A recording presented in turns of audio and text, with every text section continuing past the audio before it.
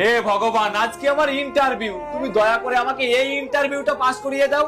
চাকরি পেয়ে গেলেই প্রথম মাসের মাইনে দিয়ে তোমার জন্য মিষ্টি কিনে নিয়ে আসবো।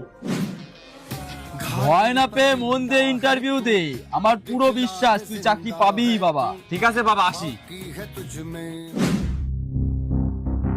তা ডকুমেন্টস তো সব ঠিকই আছে পিন্টু বাবু। তাই তো দেখছি। তা তোমার কোয়ালিফিকেশনটা কত দূর? স্যার আমি 8 to 9 পাস। 8 to 9 পাস মানে?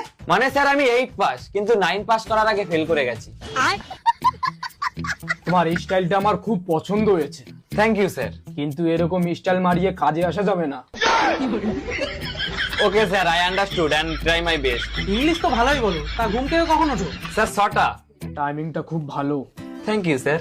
12টায় উঠবে, 1টা থেকে কাজ। Okay sir. নেশা করো? না স্যার, নেশা করি না, নেশা একদম করি না স্যার, নেশা করি না। বাইরের রাস্তাটা ধরো, এখানে নেশাখোর ছেলে ছাড়া এলাও নেই। না না স্যার, আমি বলতে চাইছি আমি নেশা করি না, নেশা আমাকে করে। এখনো আমি নেশা করে আছি।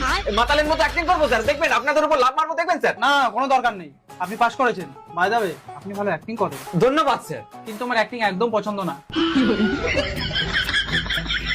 আর কাজের মধ্যে অ্যাক্টিং মারালে 60টা ভাঙা চট দেবো। আমি খেয়াল রাখবো স্যার, আমি খেয়াল রাখবো। Congratulation, you are selected. Thank you sir, thank you. কাল একটা আমি তার আগেই চলে আসবো স্যার। আগে আসলে চোদন দেবো,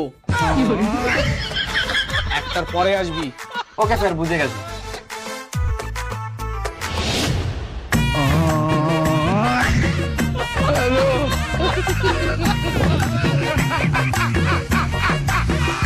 স্যার বলছি আজকে খুব কষ্ট হয়ে গেছে। কালকে তোকে কি বলেছিলাম? বলেছিলাম না আমার সামনে নাটক চুদাবি না? চুপচাপ কাজ কর, নাহলে আজকের বাইরে কেটে দেবো।